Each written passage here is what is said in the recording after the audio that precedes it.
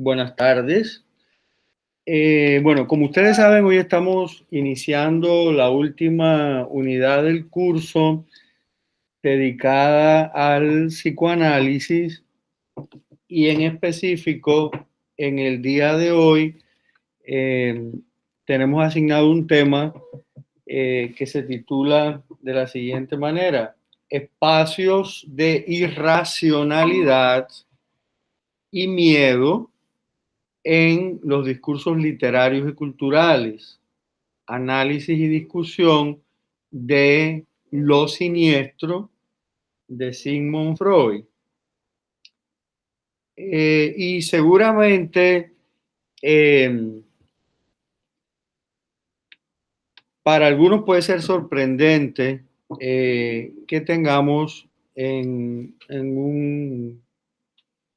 digamos, en un programa de literatura y de lingüística una unidad dedicada al psicoanálisis.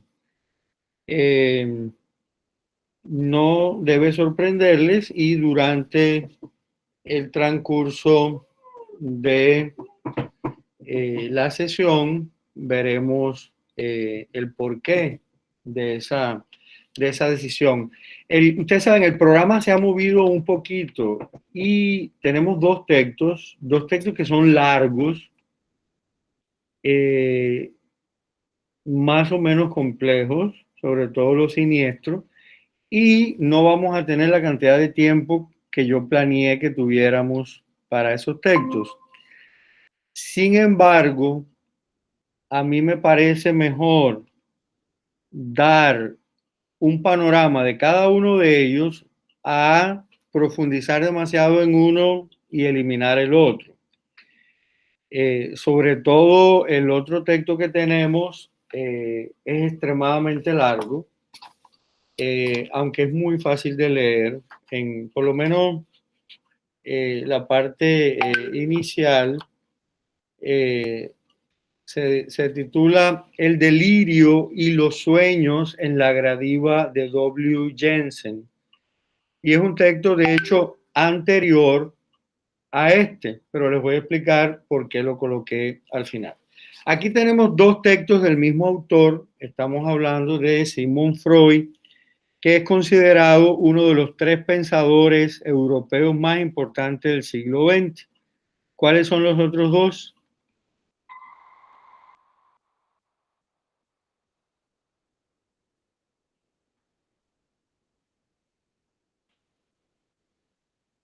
Juanita la del barrio y mi gorda linda. Ah, no, ¿verdad? Que esas no son europeas. Karl Marx, el autor del Capital y padre del marxismo. Y por otro lado, Friedrich Nietzsche. Han sido considerados como los tres grandes pensadores europeos del siglo XX. Digamos, pienso que la pregunta que, bueno, primero un panorama de los dos textos. Este primer texto, Lo siniestro, eh, eh, digamos, es un texto que trata de hacer un análisis del psicoanálisis, no, del subconsciente a través del estudio de un texto literario, en este caso un cuento de terror. El objetivo de ese análisis tiene que ver básicamente con la identificación de unos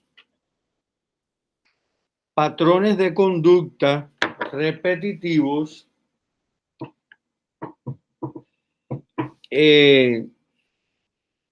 que Freud trata de explicar, y ese tipo de patrones están relacionados sintomáticamente, es decir, uno de sus síntomas es, digamos, una especie de desconexión con la realidad. Es decir, que lo real deja de parecernos tan real y se presenta a nuestros ojos de otra manera.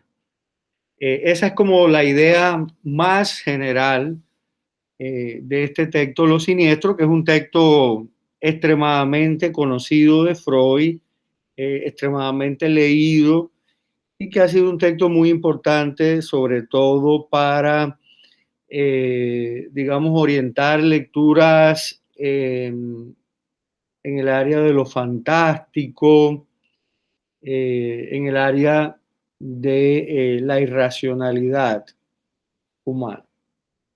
Por otro lado, el otro texto que les decía, el de la gradiva, el delirio y los sueños en la gradiva de W. Jensen, insiste en usar un texto literario como objeto de estudio. Es decir, que tenemos dos textos que no corresponden a los estudios literarios y culturales. Freud es un psiquiatra, a él no le interesa conocer los textos literarios, a él le interesa conocer la mente humana, conocer el origen del trauma. Sin embargo, en ambos casos, Freud recurre a textos literarios de su época para dar luz a fenómenos psicológicos, fenómenos psicoanalíticos. En el caso de la gradiva, el interés está más vinculado a un libro de Freud, que es La interpretación de los sueños, un libro también extremadamente importante. Hay como una aplicación de este libro previo, La interpretación de los sueños, a el análisis de el texto Gradiva, que estaba recién publicado en el momento en que Freud publica su análisis. De manera que tenemos un texto que se ubica más, digamos, en la parte sumergida, en la parte subconsciente de nuestra mentalidad, buscando explicación a determinados patrones de conducta que no parecen, entre comillas, normales. Y por otro lado, tenemos una intención en el texto sobre la gradiva de acceder a un tipo de discurso que tiene determinadas relaciones con la realidad, pero que no ocurre cuando estamos despiertos, sino ocurre en el sueño, es decir, en los sueños, que es distinto el sueño que los sueños, ¿verdad? La intención de ubicar este texto sobre la gradiva al final del curso es tratar de ver qué tipo de representaciones y análisis sobre la mujer hace Freud en este texto. La gradiva es un nombre de una mujer, es un nombre ficticio de una mujer ficticia que es confundida en un momento por una mujer real, con una mujer real, y la intención de que pudiéramos hacer o podamos hacer ese análisis al final del curso tiene que ver con que cuando yo enseño el curso de Crítica Literaria 2, Práctica Crítica Hoy, es el nombre de ese curso, generalmente hemos comenzado con una unidad dedicada a la crítica feminista, los estudios de género y sexualidad. Entonces la intención es conectar a los dos cursos a través de dos escuelas teóricas que se acercan a la mujer de una manera distinta, básicamente. Entonces, digamos, la pregunta que sería repetir la pregunta, ¿por qué el psicoanálisis? ¿Qué tiene que ver el psicoanálisis con los estudios literarios? ¿Cuál cuáles son los objetos de estudios del psicoanálisis, cuáles son los objetos de estudios de los estudios literarios, quiénes estudian los textos literarios, qué disciplinas que ustedes conocen estudian los textos literarios.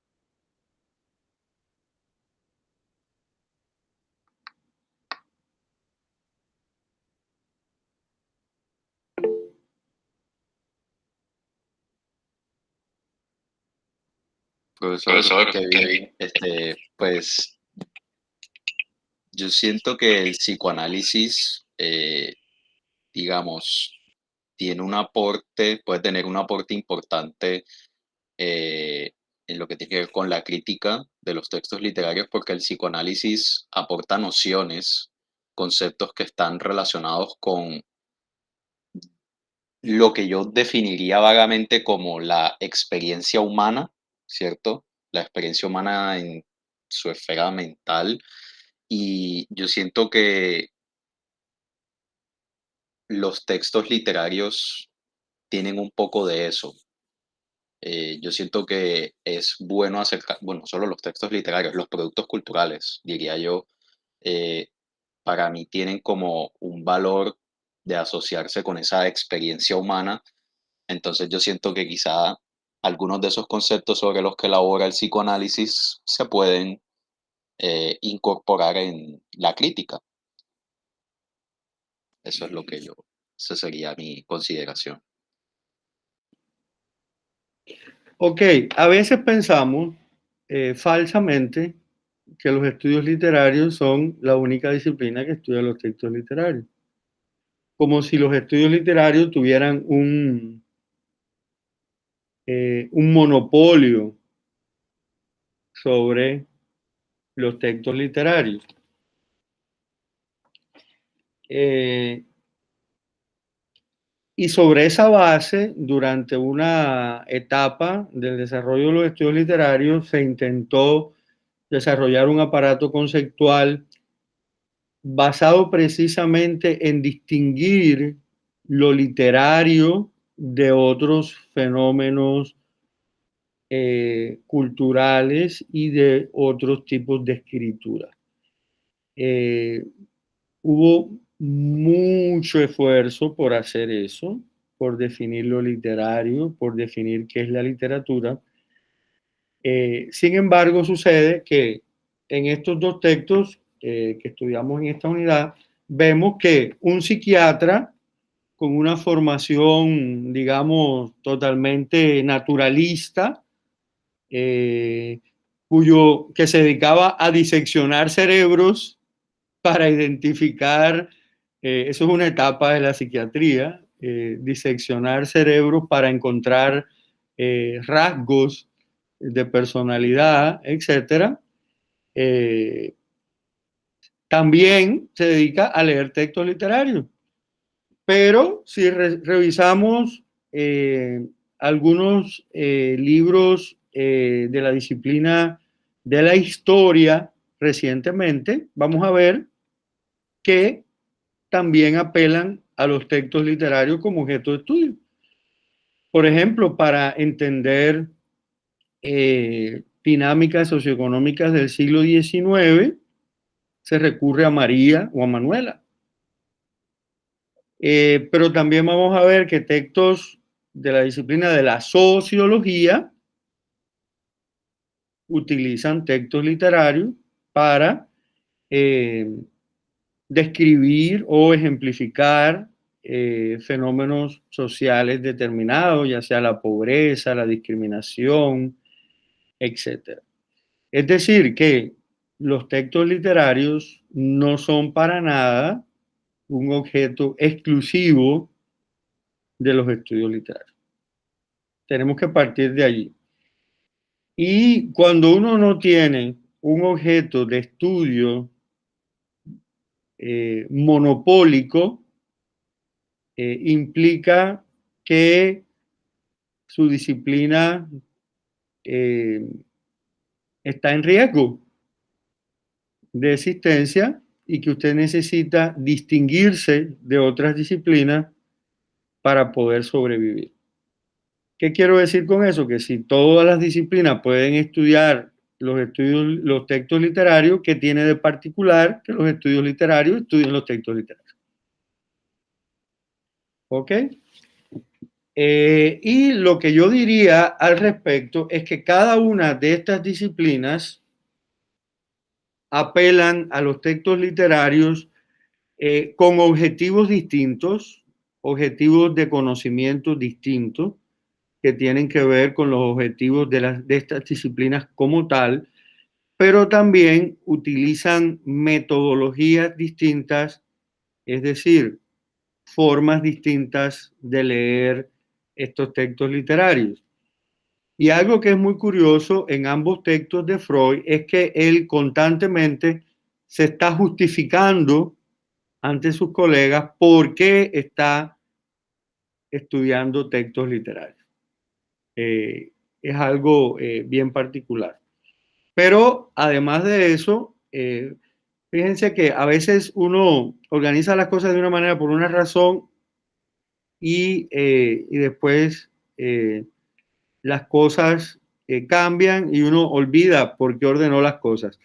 Esta unidad, que como ustedes saben, incluye en este momento dos textos de inicios del siglo XIX, de XX, perdón, un texto de 1907 y otro texto de 1919, está al final porque en su momento, creo que hasta el semestre pasado, yo incluía también un texto, un libro titulado Kafka por una literatura menor de Gilles Deleuze y Félix Guattari, que trataba de mostrar que el psicoanálisis no era un fenómeno del pasado, sino que el psicoanálisis se mantiene vivo, que hay gente que sigue haciendo psicoanálisis, digamos, tratar de proyectar el psicoanálisis como algo que se mantiene vigente. De hecho, la Universidad Nacional de Colombia tiene su escuela de psicoanálisis, tiene su revista de psicoanálisis, tiene su maestría de psicoanálisis y así varias universidades del país. Pero fíjense que ahora estos textos son de principios del siglo XIX, pero está al final del curso todavía. Me disculpo por no haber aplicado ese cambio quizás. Entonces, vamos al título de la sesión para, digamos, entender qué objetivo les estoy proponiendo en relación con la lectura de este texto. Espacios de irracionalidad. Digamos, pareciera que nuestra sociedad ha ido evolucionando, por lo menos en los últimos 200 años, en la búsqueda de la racionalidad y de la racionalización. Eso se ha manifestado de distintas maneras, entre otras el desarrollo de la técnica, la tecnología, la ciencia, pero también, digamos, en la esquematización de procesos, en la esquematización de conductas, en la automatización de conductas. En ese sentido, pienso que los textos de Benjamin que leímos, Experiencia y Pobreza, y sobre algunos temas en Baudelaire, están anunciando claramente que la tecnología no es tan buena, que la tecnología tiene efectos sobre la memoria cultural, sobre la idea de futuro que tenemos y pone en cuestionamiento la idea de la modernidad. Modernidad que tenemos que entender en su sentido capitalista. La modernidad como una ideología del capitalismo. Entonces, si lo racional no ha terminado siendo tan bueno como pareciera ser y como muestra Benjamin, en el sentido de que la tecnología, uno de los principales usos de las tecnologías es las armas de guerra, entonces lo irracional no es tampoco tan malo como pensábamos y no es el espacio de los locos, sino es un espacio alternativo para la creación, para la imaginación, como formas de manifestación de la mente humana, de la vida humana. Es decir, todo no es racionalizable, ni es deseable que todo sea racionalizable, ni es deseable que todo tenga una razón. Y precisamente a inicios del siglo XX, en esa época que se denomina la Belle Époque, la época bella, caracterizada sobre todo por una bonanza económica antes de la Primera Guerra Mundial, Freud está buscando esos espacios de irracionalidad en la mente humana.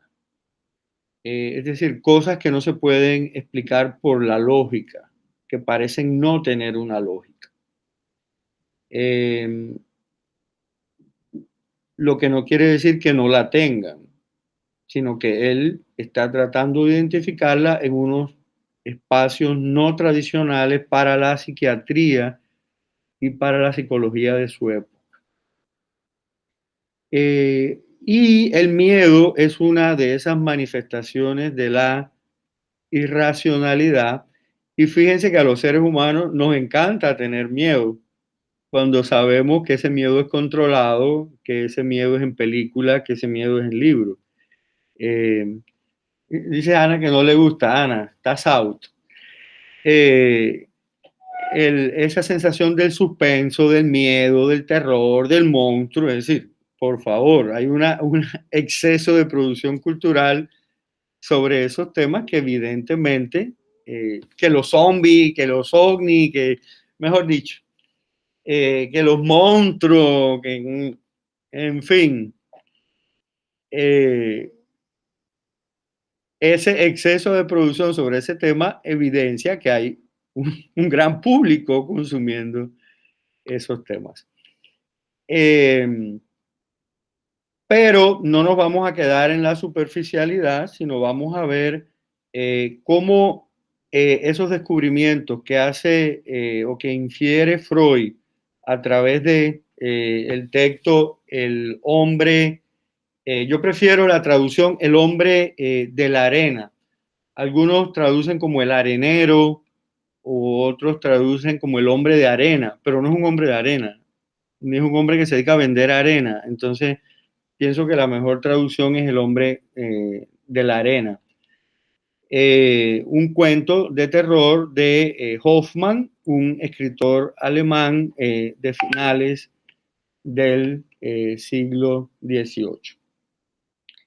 Es decir, que tenemos a un psiquiatra, psicoanalista, analizando un texto literario con el propósito de explicar algunos fenómenos de la mente humana, no precisamente el texto literario. ¿Ok? Entonces, en ese sentido, una de mis recomendaciones, si no lo han hecho aún, es que lean El hombre de la arena de Hoffmann, porque no es posible entender el 100% del análisis que se hace de un texto si no conocemos el texto en sí.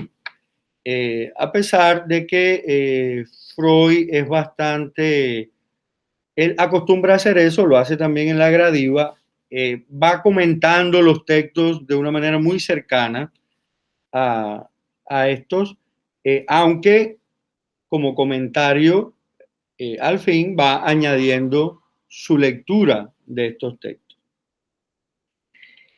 Antes de que entremos directamente en el análisis del texto, quería hacerles notar un fenómeno bien interesante que se produce por lo menos en las 3 primeras décadas del siglo XX en Europa, y tiene que ver con el interés que varias disciplinas académicas comienzan a manifestar en torno al lenguaje. Eso es relativamente tardío. Quizás este sea el momento en que eso se hace más evidente y tendría como principal consecuencia la constitución de la lingüística como una disciplina científica apartándose de la filología y del estudio de los textos literarios. ¿De qué hechos estamos hablando? Bueno, por un lado, estamos hablando de la constitución del Círculo Lingüístico de Moscú en 1915. Una de las principales figuras de este círculo lingüístico es Roman Jakobson, un personaje que después veremos aparecer en distintos momentos de la historia de la lingüística moderna.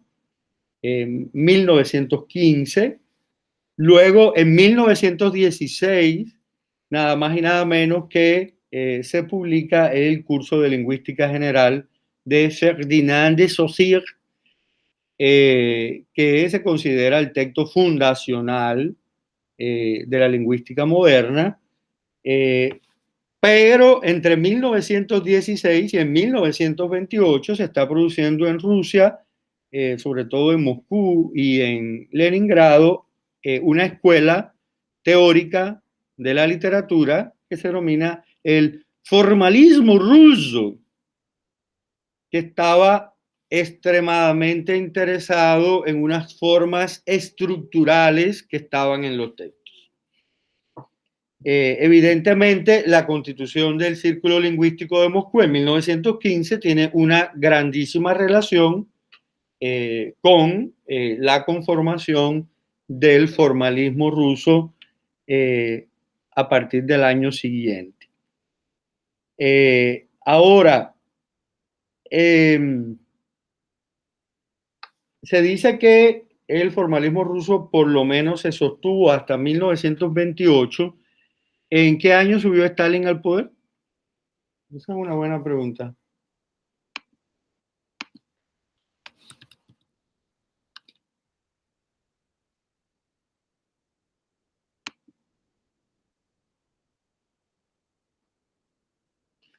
(1922). En 1922, Stalin se convierte en el secretario general del Comité Central del Partido Comunista de la Unión Soviética y del presidente del Consejo de Ministros de la Unión Soviética. 1922. En 1928, los formalistas y los lingüistas del Círculo de Moscú se tuvieron que ir porque su manera de ver la lingüística y su manera de ver la literatura no le interesaba a Stalin ni a su forma de gobierno. Entonces, veremos a Roman Jakobson reaparecer en el Círculo Lingüístico de Praga, que se consolidó básicamente entre 1928, que es el fin del formalismo ruso, y 1939, que es el inicio de la Segunda Guerra Mundial. Y en ese momento, bueno, ¿qué personajes están asociados al Círculo Lingüístico de Praga? Jakobson, René Bellet. René Bellet es el autor de una famosa historia de la crítica literaria que ha sido usada como texto literario durante muchos años, aunque bueno, ya está mandada a recoger. Y también es muy importante Jan Mukarovsky, es uno de los grandes teóricos del Círculo Lingüístico de Praga y ha sido traducido ampliamente al español porque varios checos que trabajaron sobre todo con la Universidad Nacional de Colombia se dedicaron a traducir la obra de Mukarovsky al español. Después veremos que René Bellet y Jakobson se van para los Estados Unidos y ahí empezará el desarrollo de algo que se llama algo así como bueno, un formalismo, no me acuerdo cómo es el nombre exacto, no es una escuela muy importante, pero en Estados Unidos fue muy importante porque continuaron el proceso de los formalistas rusos. Sobre todo está asociado con Norton Free, que es uno de los críticos norteamericanos más importantes de ese periodo. En fin, lo que les quiero decir es que en ese momento el estudio del lenguaje está en el orden del día y el psicoanálisis tiene una gran confianza en que a través del estudio del lenguaje podemos llegar a la comprensión de la parte oculta de la conducta humana. ¿Verdad? ¿Tenemos alguna pregunta, comentario hasta ahora?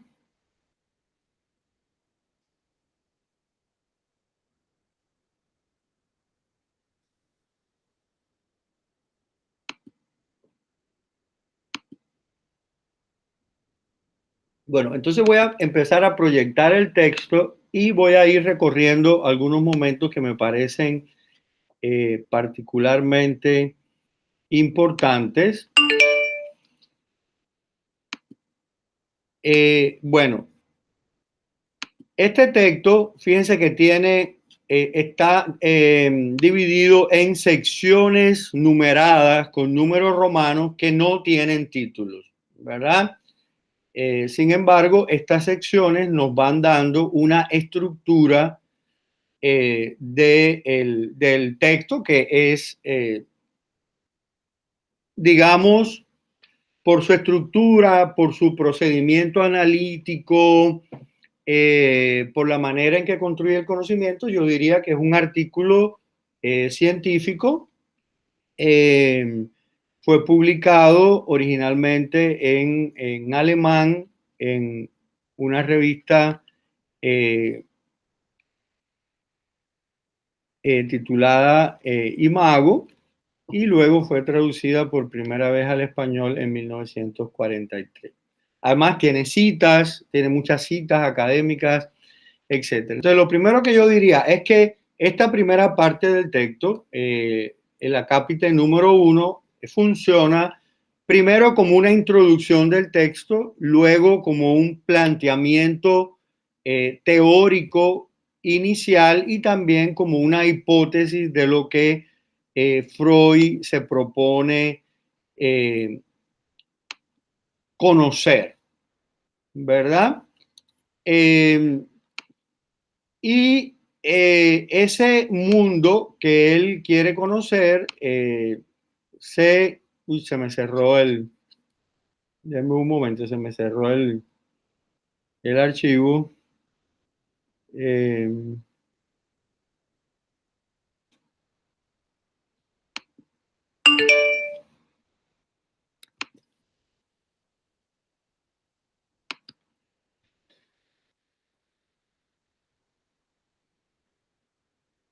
ok. Tiene que ver con lo siniestro. Entonces, él primero comienza a hacer, digamos, es decir, a buscar definiciones básicas de ese fenómeno que conocemos como lo siniestro, eh, o en algunos casos traducido también como lo ominoso. Ustedes podrán encontrar traducciones de este mismo texto, pero que se titulan lo ominoso. Y lo que él identifica es que este término se acerca, tiene una proximidad semántica con lo espantable, lo angustiante, lo espeluznante. Es decir, lo ubicaríamos en un ámbito de un miedo irracional, un miedo que no tiene una clara forma, es decir, una clara explicación. Eh, el único antecedente teórico que él identifica antes de su trabajo, es decir, de un académico que ha escrito sobre el tema de los siniestros, es el libro de E. James, que está acá en el pie de página, es decir, como una psicología de los siniestros. Es decir, que él no es el primero que ha escrito sobre eso, pero no está muy de acuerdo con todas las conclusiones de Hensch, y uno de los procedimientos analíticos que va a realizar es comparar sus resultados eh, con los que plantea Hensch en su libro. Entonces, Freud empieza a desarrollar varios métodos de acercamiento a lo siniestro, y el primer método que él emplea es un método, digamos, de estudio del lenguaje. Podríamos decir un método lingüístico. Básicamente comienza a revisar eh, las entradas, los significados que los diccionarios de alemán incluyen para el término unheimlich, es decir, el término en alemán para lo siniestro. Y una de las cosas que más lo sorprende en esa búsqueda es que descubre que lo unheimlich, es decir, lo siniestro, está muy cercano en el campo semántico de su término opuesto, de su antónimo, que es lo heimlich. Es decir, lo heimlich es lo íntimo, lo secreto, lo familiar, lo hogareño, lo doméstico, y lo unheimlich se manifiesta como todo lo contrario, lo que se manifiesta, lo que se hace público, lo desconocido, lo amenazante, es decir, todo lo contrario de los Heimlich. Y es curioso que dos términos que significan algo contrario tengan una cercanía semántica tan, tan evidente. Y eso le hace pensar a Freud que de alguna manera los Heimlich y los Unheimlich pudieran ser dos fenómenos conectados, de manera que por alguna razón las cosas que no son familiares, con las que nos sentimos cómodos, con las que nos sentimos tranquilos, pueden llegar a convertirse en siniestras. Es decir, que en el propio ámbito de lo familiar radicaría para Freud, digamos, el ámbito de lo siniestro. Él explica que primero comenzó a trabajar con algunos casos particulares, es decir, se refiere a pacientes que manifestaban síntomas de miedo, de terror, y que luego comenzó a este estudio del lenguaje, básicamente para poder exponer los efectos que él observaba en sus pacientes. Es decir, que lo primero que tenemos aquí es un análisis lingüístico de la evolución que Freud identifica alrededor del término siniestro en el lenguaje. Primero en diccionarios de la lengua alemana, que es su lengua materna, y luego en diccionarios de otros idiomas. Por ejemplo, en inglés el término lo siniestro se suele traducir como lo uncanny, y también verán varios textos traducidos al español con el título de lo uncanny. Es decir, lo uncanny sería al mismo tiempo lo siniestro en idioma inglés.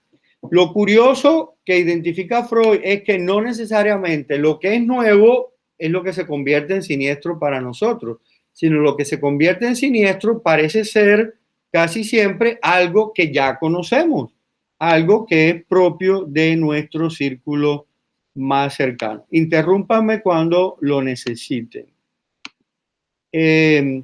Entonces, aquí fíjense, empieza a hacer todo un trabajo muy detallado, diccionario por diccionario, sacando conclusiones sobre las distintas variantes que el término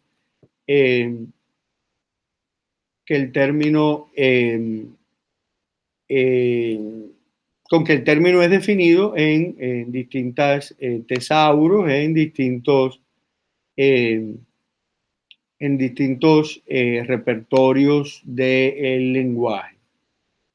¿Ok? Y se da cuenta que no solo según el contraste entre varios diccionarios, por un lado hay un sentido de desconfianza, es decir, lo siniestro se manifiesta como un sentido de desconfianza y de miedo al otro, pero también en algunos casos se refiere a elementos, es como una acepción distinta, a elementos que son secretos, que son ocultos, que están disimulados. Es decir, por un lado hay un miedo, una desconfianza, y por otro hay algo que no se ha manifestado, que está oculto. Voy por la página 2487. Eso lo lleva a una definición bastante particular que incluye el término espectral. ¿Qué significa el término espectral? ¿Qué significa lo espectral para ustedes?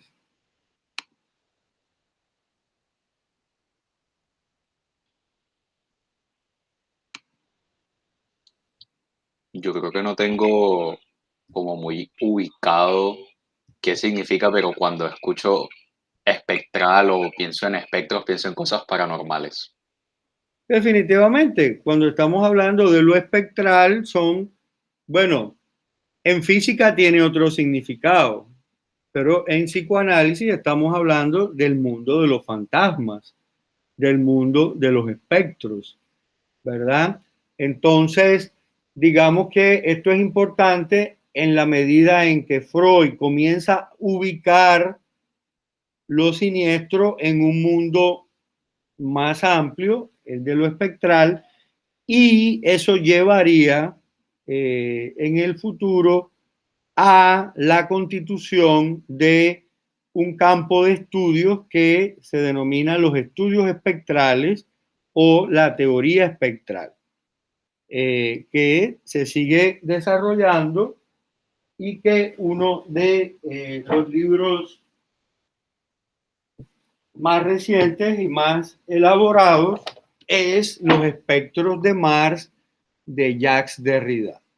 Es decir, que este trabajo pionero de Freud sobre los espectros ha sido continuado y hoy en día hay todo un campo denominado la teoría espectral que tiene unas explicaciones muy complejas y muy particulares sobre esos fenómenos.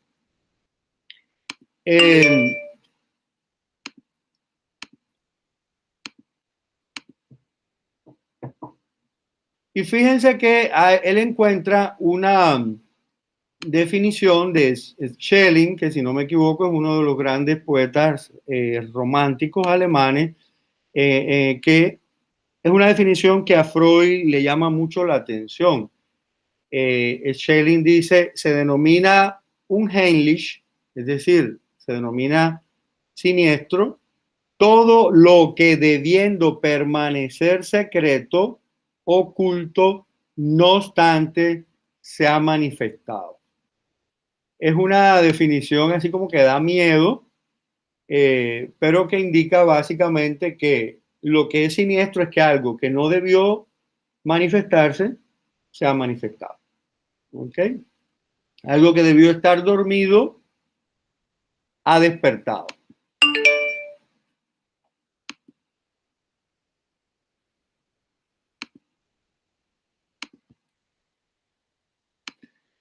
Como les decía, a Freud le gusta mucho la cita de Schelling y luego descubre que uno de los significados que le dan los famosos hermanos Grimm, los autores de esos libros que ahora leen los niños, pero que a ellos no se les ocurrió que eran libros para niños lo que estaban escribiendo, es que los Heimlich es un lugar libre de fantasmas.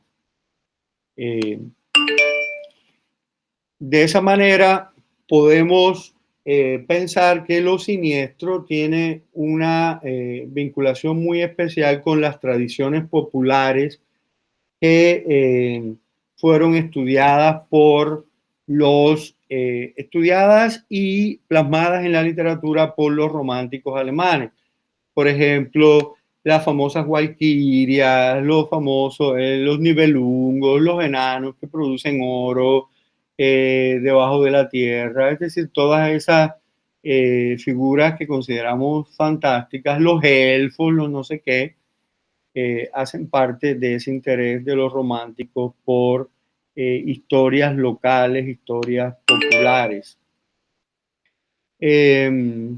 Y yo plantearía que hoy en día todavía muchos de los fenómenos que identificamos como siniestros están vinculados a espacios rurales, espacios de lo desconocido que acosan a lo familiar.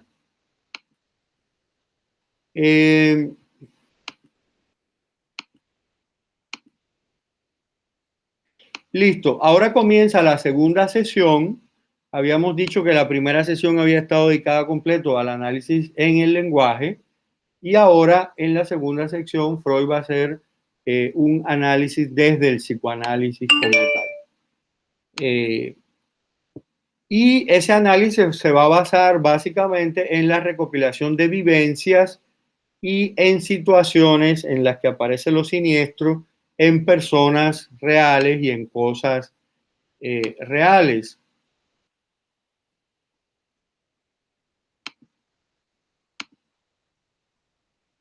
Es decir, que hay en el texto de Freud distintos métodos de acercarse a lo siniestro desde distintas disciplinas. Plantea que hay muchos objetos que entran dentro de ese ámbito de lo siniestro, por ejemplo, las figuras de cera, las muñecas autómatas, los fantasmas, las casas embrujadas. Yo añadiría la realidad virtual, los juegos de computadora o juegos virtuales. Son algunos ámbitos en que se desarrolla lo siniestro. Sin embargo, este método que Freud intenta aplicar consistente en la recopilación de sucesos y de situaciones, en realidad deriva en un análisis de fuentes literarias. Es decir, que tenemos una tercera forma de análisis de lo siniestro. Primero a través del lenguaje, luego a través de casos reales, pero no le dedica mucho espacio a eso e inmediatamente lo conecta con el análisis de un texto literario. Estaba como apurado, yo creo. No sabía cómo lograrlo y está abordándolo desde todas las herramientas que tiene sin preocuparse por las desviaciones disciplinarias en las que pudiera estar incurriendo. Como les había dicho, el texto literario que él decide analizar, bueno, aquí el texto traduce como El arenero. Yo les decía que prefiero la traducción El hombre de la arena, que es un cuento incluido por E.T.A. Hoffman en su libro Cuentos Fantásticos, cuyo solo título ya indica la naturaleza de este tipo de cuentos. En el libro de Hoffman hay una sección específica que se llama Cuentos Nocturnos y en esa sección está incluida El hombre de la arena. Y digamos, el cuento de Hoffman tiene una vida posterior porque la muñeca Olimpia, que recuerden es una de las protagonistas del cuento, la muñeca mecánica, fue incorporada por Offenbach en su ópera, en el primer acto de su ópera, Los cuentos de Hoffmann. Es decir, que ha sido un personaje que ha seguido estimulando la imaginación de creadores posteriores. Y, por ejemplo, yo pensaría en Pinocho, por ejemplo. Pinocho es una máquina y es un poco siniestro ver a una máquina que habla, pero que además tiene sentimientos morales, que miente, etcétera. Eh, hay eh, un ballet que no recuerdo ahora, que creo que está inspirado también en esta historia de Hoffman. Eh, ok, entonces,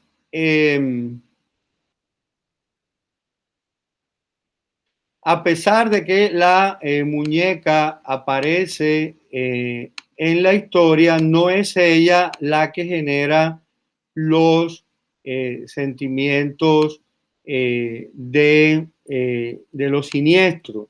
No sé si alguno de ustedes quisiera resumir, por supuesto, Chucky, definitivamente, o los Gremlins, o E.T., etcétera. ¿Alguien quisiera resumir el cuento en sus elementos principales? El cuento de Hoffman.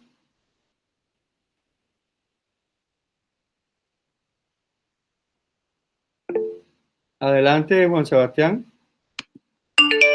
Pues podría resumirlo tal, digamos, desde lo que aborda Freud, porque no he leído el cuento.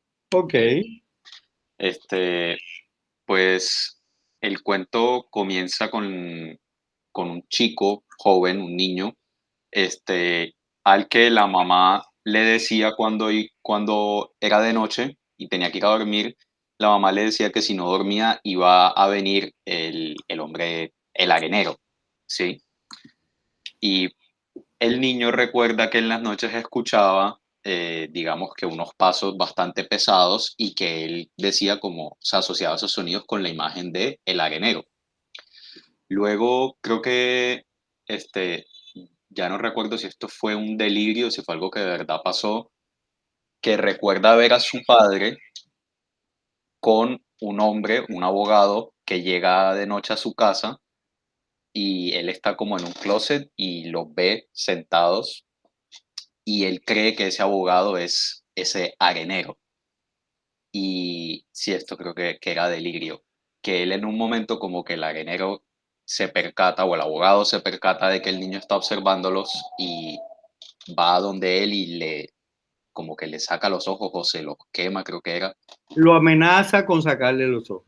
lo amenaza con sacarle los ojos.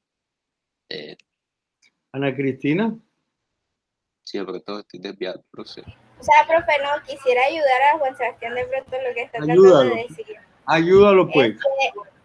Resulta que la niñera, no recuerdo bien, del niño, le decía que el arenero le iba a arrojar arena a los ojos para sacárselos y alimentar a sus hijos. Entonces, cuando este hombre, del que ahora mismo no me acuerdo el nombre, el abogado, no me acuerdo qué era. Coppelius. Eso, Coppelius, lo ve, lo amenaza con esto, con sacarle los ojos, a lo que él reacciona recordando pues la historia de la niñera. Ya, bueno, luego sucede que el papá de él muere en un incendio, si no estoy mal. Bueno, no es un incendio, muere en situaciones poco claras. Sí, sí, Pero exacto. antes de avanzar es importante recordar que el hombre de la arena es para los alemanes como el hombre del saco. ¿Ok? Y en este caso, el hombre del saco, lo que caracteriza al hombre de la arena es que le arranca los ojos a los niños para alimentar a sus hijos. Es decir, está el hecho de arrancar a los ojos, es el elemento, uno de los elementos centrales hasta el momento de la historia.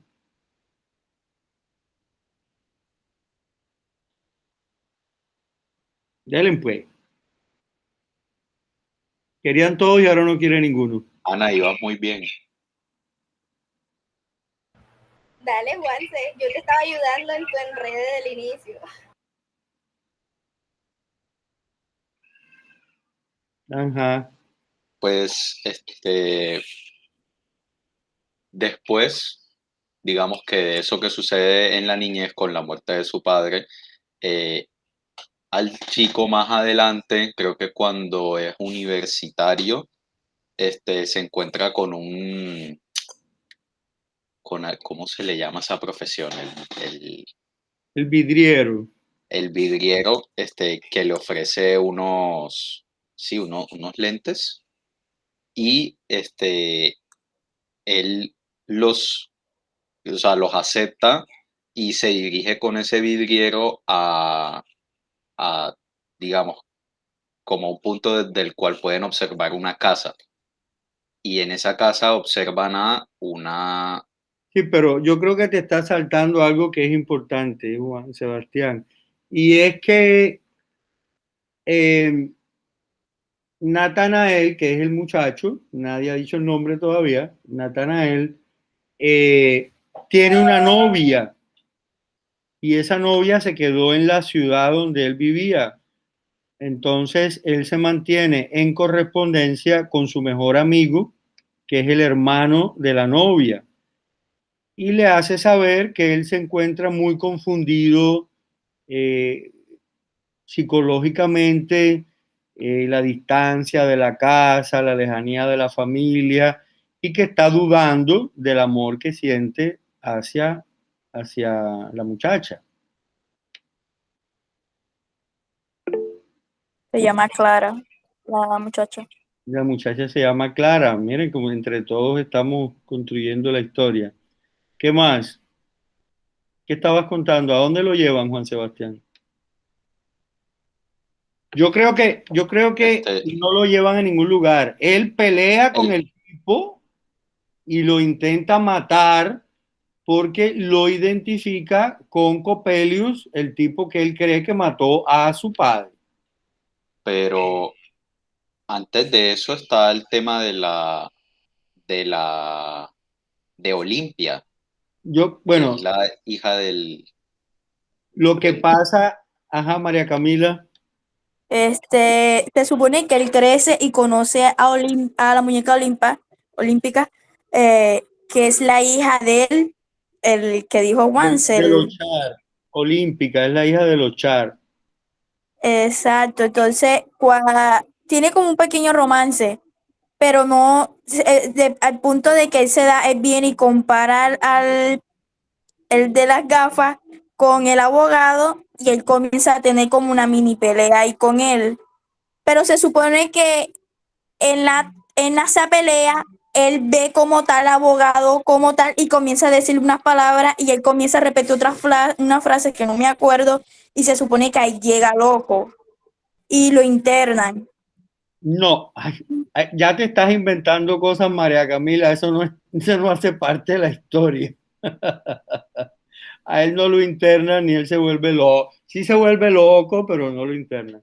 Lo que el tipo grita, el vidriero, le dice óculo, óculo, que significa lentes en italiano. Entonces, Natanael hace una relación mental con la amenaza que le hacía Copelio de que le iba a arrancar los ojos y también con la leyenda de El hombre de la arena, que arrancaba los ojos a los niños que no se iban a dormir.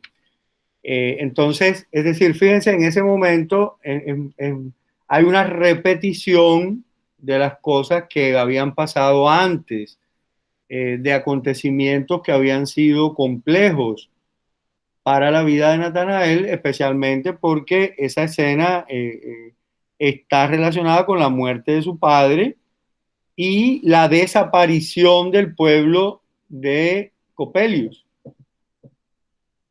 Entonces, yo no me acuerdo si es antes o después, pero la historia de Olimpia es como paralela porque el vidriero es el que le ha suministrado los ojos al padre de Olimpia. Él le ofreció, le dio unos ojos casi perfectos que hacen imaginar que Olimpia es una mujer real. Entonces, Natanael va al baile, bueno, habla con el padre de Olimpia, le dice que está enamorado de ella, él le permite acercarse, bailan juntos durante toda la noche, pero él nota algo raro, eh, algo como que no lo convence, algo que lo hace sentir extraño. Y luego no me acuerdo qué pasa, pero la novia de Natanael lo va a visitar a la ciudad donde él vive y ellos suben juntos a la torre de la iglesia y desde la torre de la iglesia Natanael ve nuevamente al vidriero y intenta tirarse o se tira de la iglesia. ¿Me desvié mucho? Ana Cristina, tú que eres la correctora. No, solo que antes, cuando enloquece por las palabras que empiezan a salir en su cabeza, intenta tirar a la novia, a la chica, Clara, y el mejor amigo es el que interviene, y luego termina en el suicidio de él, y hay algo que me quedó ahí como grabado de lo que alcanzaba a leer en el texto de Sigmund Freud, y era que el vidriero decía, él solo baja, una cosa así, una frase así, algo así decía, y luego el niño cae y pues se suicida. No, no es un niño, es un grandote. Pero bueno, listo, ahí tenemos la historia completa, es decir, tenemos un hecho infantil que queda impregnado en la mente del niño, pero que es olvidado. Y en un momento de estrés, digamos, social, de estrés familiar, de soledad, quizás de una adolescencia un poco complicada, esos hechos del pasado vuelven a manifestarse en él, lo llevan a una crisis mental que lo conduce al suicidio. ¿Verdad? Esa es más o menos la historia, ¿cierto?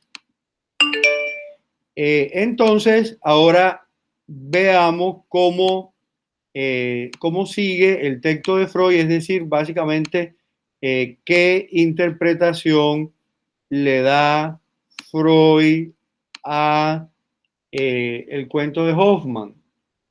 El profesor Spallanzani, ese era el padre de Olimpia. Y él había hecho a Olimpia con los ojos de, bueno, de Coppola, el nombre original, fíjense las cosas que se me han borrado. Ese es este programa que a veces el suicidio de Natanael.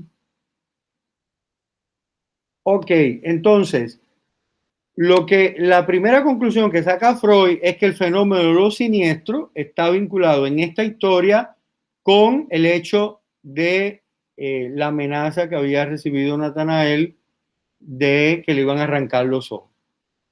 ¿Ok? Él identifica lo siniestro en ese hecho. ¿Por qué? Porque cuando ese, primero ya se lo habían dicho 3 veces. Primero, creo que era la madre, pero bueno, Ana Cristina dice que es la nodriza. Luego se lo dice Coppola y luego se lo dice el vidriero, que él identifica con Coppola. Entonces hay una repetición de lo que él entiende como una amenaza. ¿Ok? La amenaza de que le arranquen. No es ni siquiera la pérdida de la vista. No estamos hablando de la pérdida de la vista. Estamos hablando del fenómeno que le arranquen físicamente los ojos de las cuencas. Ok, ahí está aclarando María Camila lo que pasa con la mamá y con la niñera. Ok. Entonces,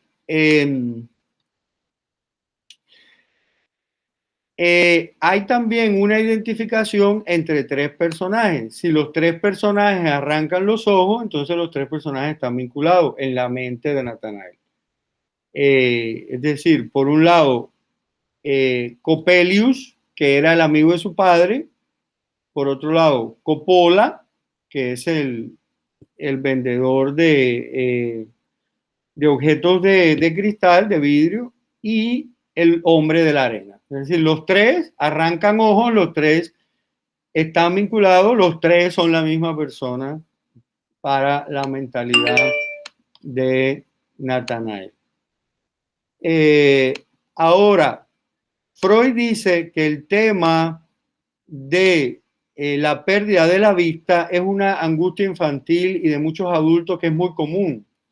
Es decir, en sus estudios con pacientes reales, él ha identificado que ese miedo bueno, él dice perder la vista o herirse los ojos es un miedo muy real.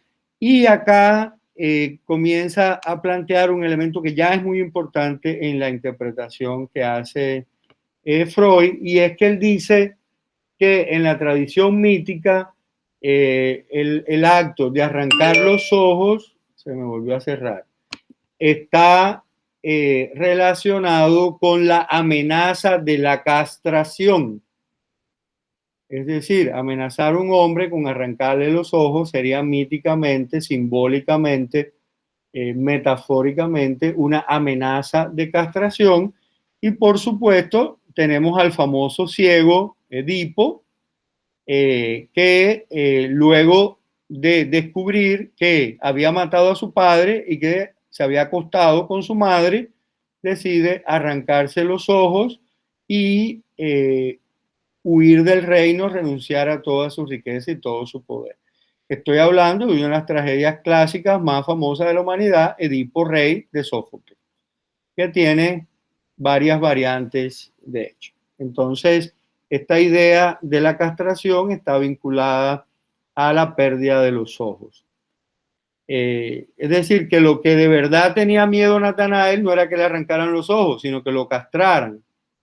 Es la interpretación que está haciendo Freud.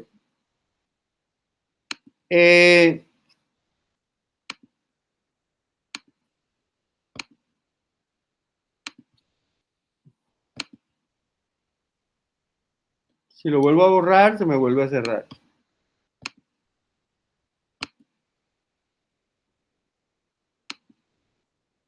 Vacío. Ok. Es decir, que simbólicamente habría una sustitución entre el ojo y el miembro viril.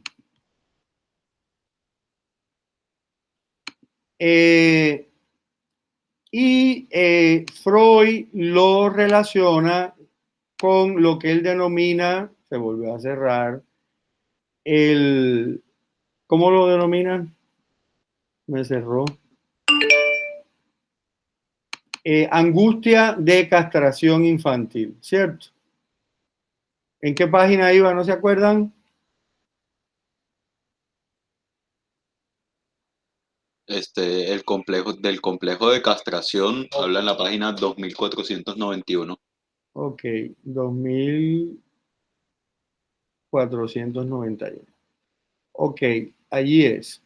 Él habla de que eso identifica un complejo de castración infantil. Y ahora no me abre.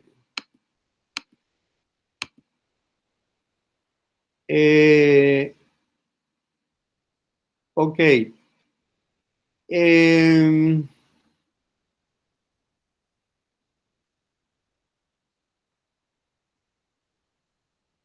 Ok. Y fíjense que aunque esto es una nota, explica de manera bastante interesante, otra vez se me va a cerrar. Es decir, en la explicación psicoanalítica de Freud, la figura del padre y la figura de Coppelius constituyen como elementos antagónicos de la imago paterna, es decir, de la imagen que él tiene sobre el padre. Y de hecho, esa escena es bastante poco clara en el cuento, porque este tipo viene todas las noches y se encierra con el padre en el estudio, y nadie puede entrar cuando ellos están allí. Uno podría, siendo un poquito suspicaz, hasta imaginar una relación homoerótica entre el padre y Coppelius, pero en realidad ellos lo que se dedican es ellos son alquimistas, ellos se dedican a tratar de producir oro a través de procedimientos químicos, por eso el uso del fuego.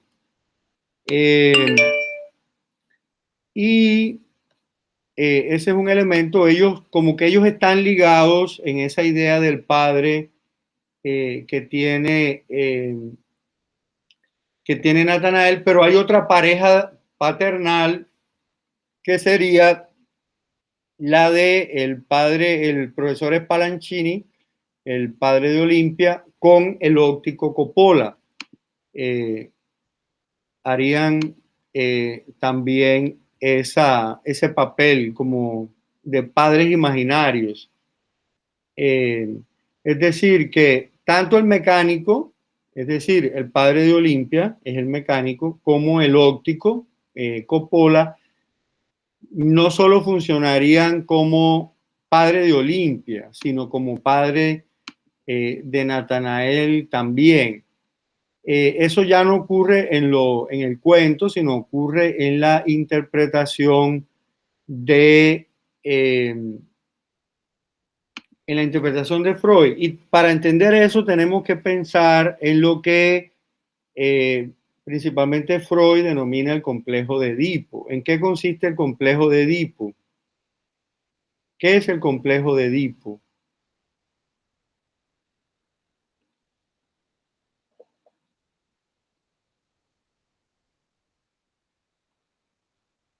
No les creo que no han oído hablar del complejo de Edipo. Profesor, yo lo he escuchado, pero justo ahorita no me acuerdo cómo. Catherine, ¿tú sí te acuerdas? No me acuerdo más o menos, pero creo que va con que los hombres sienten un deseo sexual o están enamorados de su madre. Y que usted creo que en la clase que nos mostró en el taller decía que los hombres siempre no encontraban una mujer que fuera mejor que su mamá y que siempre la estaban viendo en todas las relaciones que tenían. Bueno, no son los hombres, son los niños. Es decir, Freud dice que en la etapa de la definición sexual, el niño ve al padre como un competidor por el amor de la madre.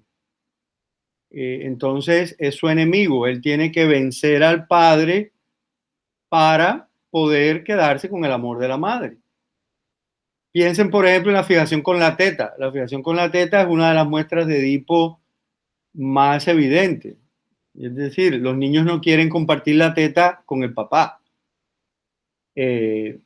Entonces, ¿qué sucede? Que normalmente, según Freud, si se produce... Ahora apareció la psicóloga, ella era la que tenía que haber dado el concepto, pero ahora fue que apareció y abrió la cámara. Si hay un desarrollo normal de las imágenes sexuales, llega un momento en que el niño deja de estar enamorado de la madre o de desearla sexualmente y traslada esos deseos hacia otra mujer distinta a su madre. Cuando hay algún desajuste grave en el ambiente familiar y en la relación emocional entre el hijo y la madre, eso nunca se resuelve. Entonces, sigue habiendo, es decir, la búsqueda de una mujer casi siempre es una búsqueda de un reemplazo de la madre, pero la conclusión es que ninguna es tan buena como la madre, y entonces hay una inestabilidad de pareja porque no encuentran nunca a una mujer que sea mejor que su madre que amen mejor que su madre. Esto es de la vida real, muchachos. Esto ya no es de Freud, esto es de la vida real. ¿Ok? Eso pasa hasta en las mejores familias. Luego, esto es que habría que leer toda esta nota y no tenemos tiempo para hacerlo, pero entonces Freud dice que Olimpia es como la materialización de la actitud femenina de Natanael frente a su padre. Es decir, como que la muñeca, imagínense, él prefiere a la muñeca a la novia, ya ahí hay un problema. Y él dice, Freud dice que entonces esa muñeca es como su parte femenina. Y recuerden que esta es la muñeca que ha recibido los ojos del vidriero.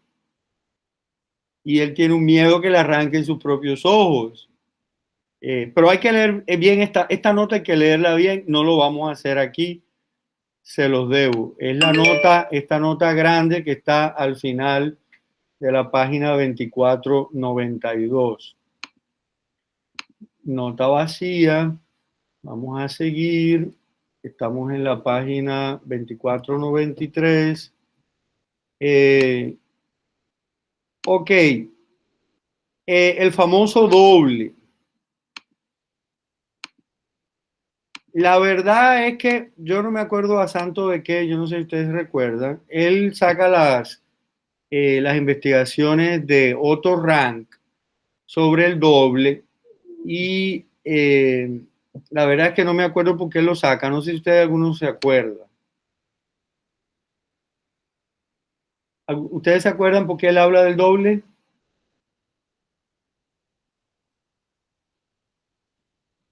Ana Cristina Jaraba, que está tan distante y con ese falso techo tan hermoso.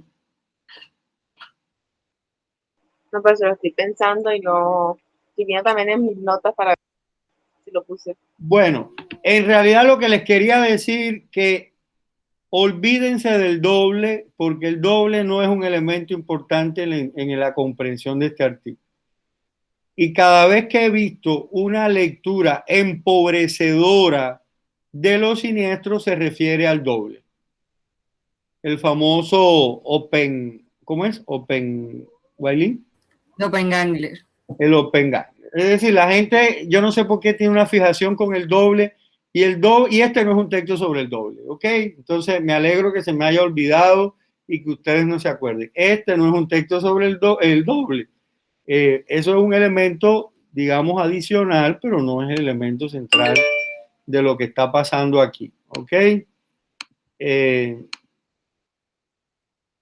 Entonces, ya a partir de este momento, en el artículo hay lo que yo denomino un momento de producción psicoanalítica, de teoría psicoanalítica. Es decir, ya Freud ha hecho sus tres análisis, el análisis lingüístico, el análisis de casos reales y el caso de un texto literario, y va a comenzar a producir conceptos teóricos para una nueva teoría psicoanalítica que expliquen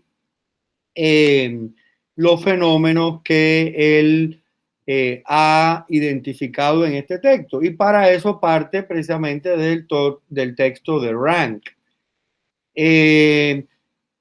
Una de sus primeras conclusiones es que la castración se representa como duplicación o multiplicación del símbolo genital.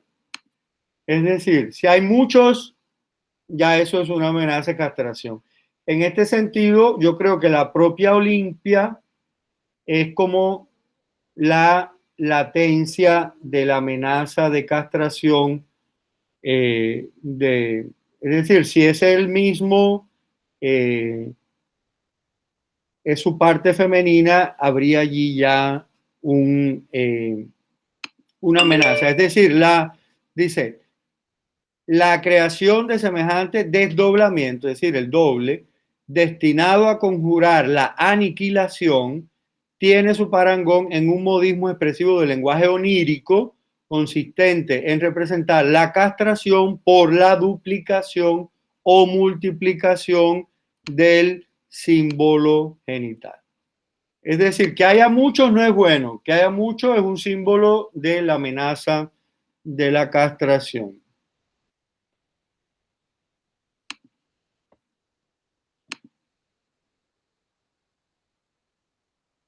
Ok, el doble.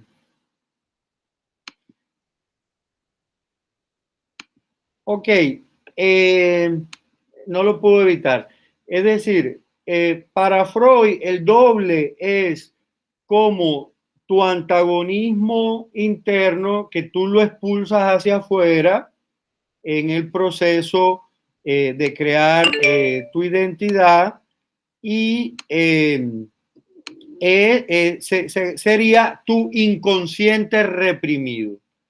Y es la primera vez, creo que en el texto, que Freud se refiere a eso y es importante que lo abordemos. Es decir, recuerden que Natanael tenía en su mente infantil el tema de que el hombre de la arena arrancaba los ojos, después tuvo la mala experiencia de la amenaza que él sintió que le estaba haciendo el doctor Coppelius, y eso pareció que se iba, pero eso no se iba, eso volvió a aparecer, y volvió a aparecer cuando él se encontró con el vendedor de cristales, ¿verdad? ¿Dónde estaba? Bueno, según Freud, estaba, aquí habla del inconsciente reprimido, pero en otros momentos él al inconsciente reprimido le denomina el subconsciente. Es decir, tenemos una parte consciente y una parte subconsciente ¿de qué? No sé de qué, no es de la mente, de nuestro mundo psicológico, ¿ok? En nuestro mundo psicológico tenemos una parte consciente y una parte inconsciente. La consciente son las cosas racionales que podemos recordar con facilidad, y las otras es, no me acuerdo por qué, pero yo sé que. Es decir, cosas que no sabemos que sabemos, que no recordamos que nos han pasado, pero que condicionan la manera en que actuamos. Y a veces la manera en que actuamos sin poder tener control sobre nuestra actuación. Hay cosas que nos disgustan sobremanera y no sabemos por qué. Personas que nos molestan muchísimo y nunca hemos hablado con ellas, ¿verdad? Entonces hay todas unas cosas que están reprimidas. Por ejemplo, la mente tiene una capacidad para leer los tipos faciales. Es como si fuera una máquina leyendo tipos faciales, así como Facebook identifica las caras, igual. Y si ustedes encuentran una cara de una persona que les hizo daño en el pasado y es parecida, sin ustedes querer va a haber una reacción subliminal a la cara de esa persona que les hizo daño en el pasado. Y ustedes no van a acordarse por qué les cae mal si no les ha hecho nada. Bueno, ¿qué más explica Freud? El tema de la repetición de lo semejante. Es uno de los conceptos más importantes de este texto y tiene que ver, yo no he usado el término trauma, pero la palabra más importante de este texto es el trauma. Lo que le pasó a Natanael, siempre intenté usar palabras distintas para no decir trauma, para no adelantarme, pero lo que le pasó a Natanael es una situación traumática que quedó reprimida en su inconsciente, en su subconsciente. ¿Ok? Y esa situación reprimida estaba asociada con los ojos o con la amenaza de arrancar los ojos. Cuando él se vuelve a enfrentar con este tipo que le dice óculos, óculos, óculos, y además se le parece al doctor Coppola o Coppelius, y además es italiano, fíjense que los dos son italianos, ese miedo reprimido regresa a él, se repite, y él no sabe por qué, porque él no recuerda necesariamente, conscientemente, lo que ha pasado. Entonces, según Freud, y esto es lo más importante de este texto, lo que caracteriza al trauma es la repetición de lo reprimido. Es decir, hay algo reprimido a lo que no tengo acceso conscientemente. Eso reprimido estuvo vinculado con objetos, situaciones, personajes. Cuando esos objetos vuelven a aparecer y me conectan con eso que tengo reprimido sin yo estar consciente, entonces, ¿qué sucede? Que el trauma se repite, el trauma vuelve a aparecer y sin ninguna lógica actúo como resultado del trauma, no como resultado lógico. Por eso agrede al vidriero sin ninguna razón, por eso se quiere tirar de la iglesia o se tira sin ninguna razón, porque hay un trauma infantil, un complejo de castración infantil que tiene que ver con la figura amenazadora de Coppelius y con la muerte de su padre, que no lo hace, decir, lo mantiene en una sensación de amenaza con respecto a su virilidad y con su expectativas de poder tener una relación exitosa con una mujer, en este caso con su novia. Es decir, no dudaría que en una circunstancia como esa hubiera también un problema de, ¿cómo se llama eso? De erección, ¿ok? Imagínense tener relación sexual con una muñeca de madera, está como un poquito complicado. Entonces, vamos a seguir avanzando a ver qué otras cosas descubre. Ok, el retorno involuntario al mismo lugar. Él no quiere regresar a esa situación de amenaza, de pérdida de los ojos, pero hay algo que lo obliga. Yo siempre pongo estos ejemplos. En una situación normal, una mesa es una mesa, pero en una situación traumática, la mesa se puede convertir en un dinosaurio que te quiere comer. O la nevera se abre y es como si fuera un cocodrilo y te quiere comer. Es decir, recuerden lo que decía él a nivel lingüístico al inicio del texto. Lo siniestro vive en lo familiar. Entonces, todos esos elementos que hacen parte de la naturalidad, de la casa, de lo doméstico, del espacio en que nos sentimos cómodos, a los ojos de una situación traumática se pueden convertir en elementos desconocidos, amenazadores, ¿ok? Que pierden, es decir, nos hacen perder. Oye, cálmate ya. Cassandra tiene una lloradera acá, ya es su hora de salir. Ok, ese sería el retorno involuntario y la repetición también es involuntaria. No es que el sujeto quiera regresar, sino que hay un efecto del exterior que lo hace regresar. ¿Sí? ¿Quién quiere hablar? Yo, Wailin. Habla, güey. Profesor, ¿este efecto también puede ser producido por la naturaleza o eso corresponde a otras categorías teóricas como de la ecocrítica o puede ser parte de lo siniestro? No, lo siniestro, la naturaleza tiene muchas manifestaciones siniestras. Por ejemplo, imagínense que ustedes vayan al patio de su casa, en caso de que de su casa tenga patio, y que vean un gajo que cuelga en el medio de la oscuridad. Eso puede ser súper siniestro. Los animales tienen manifestaciones siniestras también. Digamos, todo aquello que se salga de lo natural y que esa salida, ese escape de lo natural se deba a un trauma. Ahora, yo no creo que todas las situaciones siniestras resultan de un trauma. En este caso, Freud nos está... Yo creo que Freud no quiere hablar de lo siniestro. porque lo siniestro es la consecuencia de lo que quiere hablar Freud, es de la causa, que es el trauma.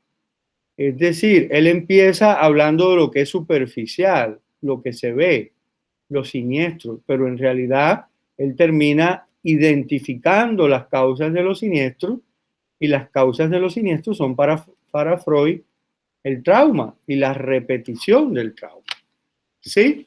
Entonces, a veces la mejor manera que yo encuentro para definir lo siniestro es cuando, como consecuencia de un trauma generalmente infantil y generalmente causado por un problema de identidad sexual, lo familiar se convierte en algo desconocido y amenazante.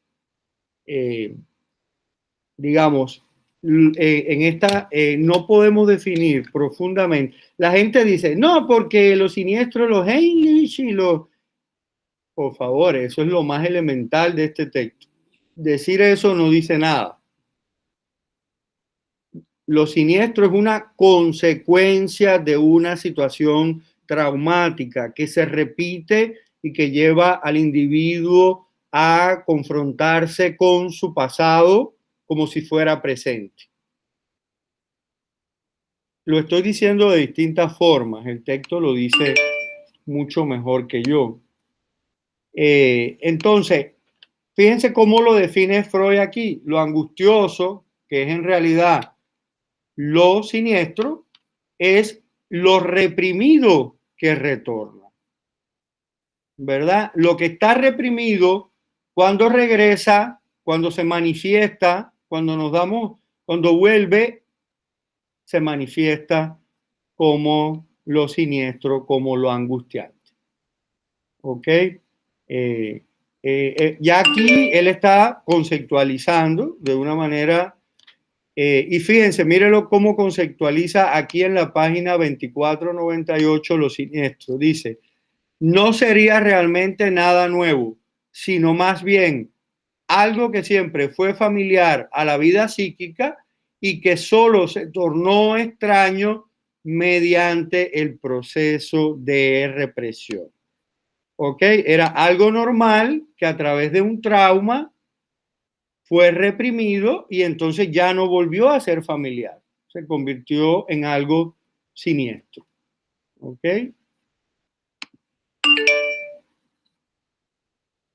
Estamos casi terminando.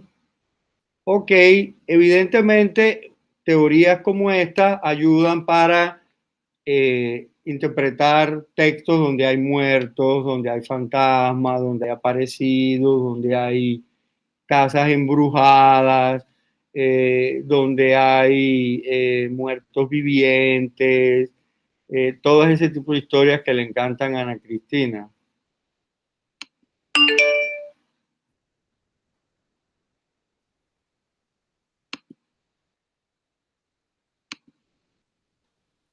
Es decir, fíjese,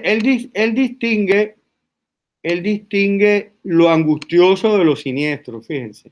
Y eso es un buen punto. Hay cosas que nos generan angustia, pero no necesariamente son siniestras. No es ni siquiera un grado de que algo da más miedo que otro, sino lo que yo decía ahorita, que todas las cosas siniestras no resultaban de una situación traumática. Es decir, él habla para esas otras situaciones de lo angustiante. ¿Ok? Lo siniestro sería lo reprimido que regresa.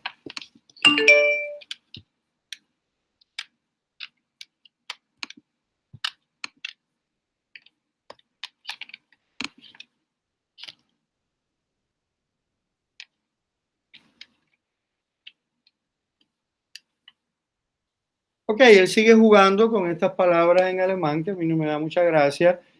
Y tenemos una última sección que son como las conclusiones. Por ejemplo, él se refiere a algunos cuentos populares o cuentos de hadas en los cuales podría haber un análisis interesante de lo siniestro, y insiste en que lo siniestro procede de lo familiar que ha sido reprimido.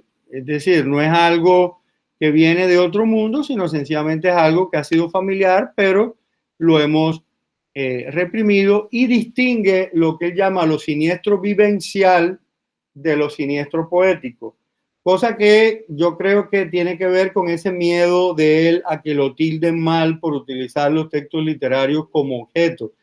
Pero yo creo que a veces el miedo que nos causa un texto literario es muy similar al miedo, o una película es el que nos...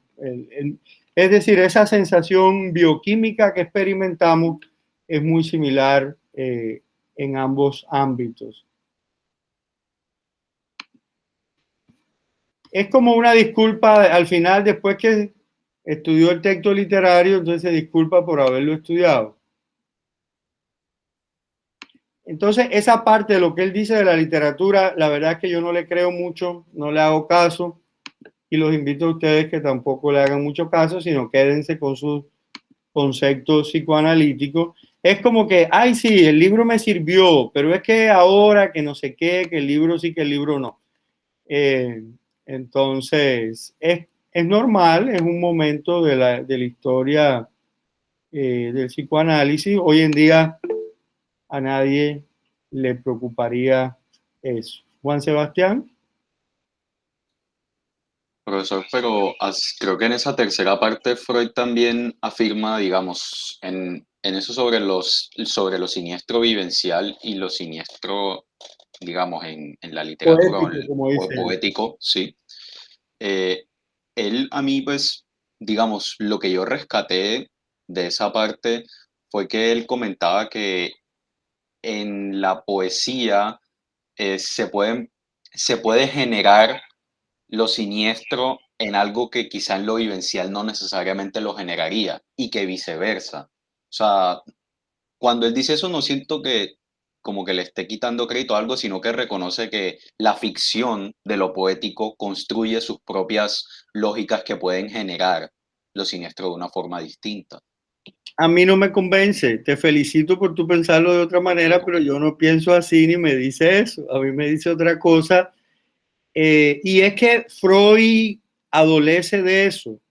Yo no leí esas partes, pero relete el texto y ver cuántas veces él dice, bueno, pero voy a usar un texto literario, y hace como se disculpa por usar textos literarios. Y lo mismo verán en la gradiva, porque es una disciplina que apenas está surgiendo, una disciplina que no tiene métodos propios, además una disciplina que se está desprendiendo de la psiquiatría, que es otra cosa, y la psiquiatría de Charcot.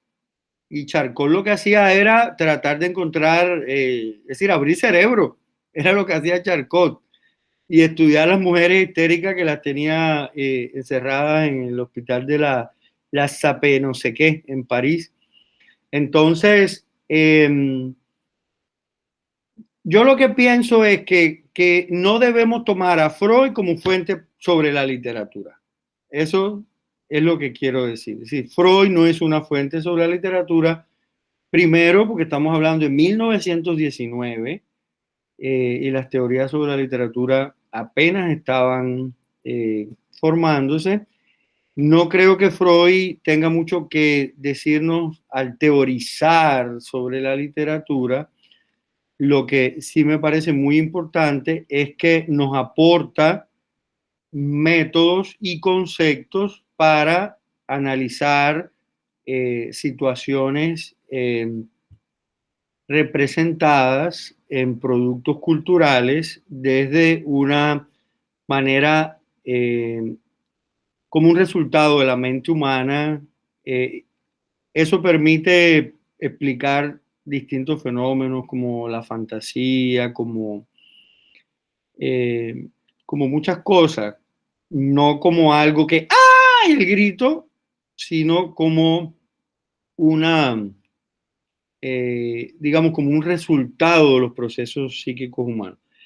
Y de hecho, la teoría espectral contemporánea va mucho más allá. Derrida va mucho, espectros de Marx, está hablando de Carlos Marx, ¿ok? Lleva la teoría espectral a los espectros como consecuencia del capitalismo, analizado desde la teoría del valor y de las teorías económicas de Marx. Entonces, es una perspectiva que ha evolucionado mucho, a mí me interesa muchísimo, me parece súper interesante. Pueden revisar las ponencias del coloquio del año pasado en Facebook, perdón, en YouTube. Hay una de Yeniré Pardo sobre casa tomada desde la perspectiva de espectros de Marx, que es bien interesante. Y no es la única, hay otras, les permitirá, la de Edgar también, les permitirá ver cómo se puede aplicar críticamente los siniestros. Creo que es una oportunidad importante de ver esas ponencias en las que lo siniestro y lo espectral es analizado, es decir, es utilizado como una perspectiva de análisis. ¿Ok? ¿Algo más?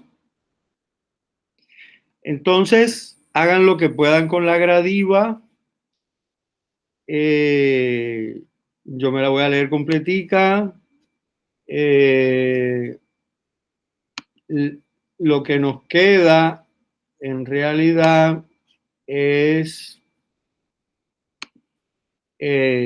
hoy es 8, ok, nos queda un texto, un capítulo que podemos dedicar, es decir, una sesión que podemos dedicar a la gradiva y 2 sesiones que vamos a dedicar al artículo. Lo que podríamos hacer es, si nos quedamos cortos de tiempo, creo que a Freud lo hemos analizado bien, le dedicamos el tiempo suficiente para que el texto quede bien claro. No sé si nos va a suceder lo mismo con la gradiva, pero como tenemos una sesión para la gradiva y otras 2 sesiones que es para el artículo académico, podríamos llegar a meter algo de la gradiva en alguna de las otras 2 sesiones si fuera necesario. Entonces, pensándolo bien, vamos a terminar bien. Léanse la gradiva, es larguísima. ¿Ok? Tienen una semana. En 3 días se la pueden leer. ¿Listo? Mira con la cara de incredulidad que me miran. Beguailín los está recordando que están invitados mañana a las 12 al taller de presentación de ponencias. Esperamos tener propuestas de ponencia de ustedes. Lo que he leído vale la pena que lo compartan. Levanten la mano mecánica todos los que están pensando en proponer ponencia. No les dé pena.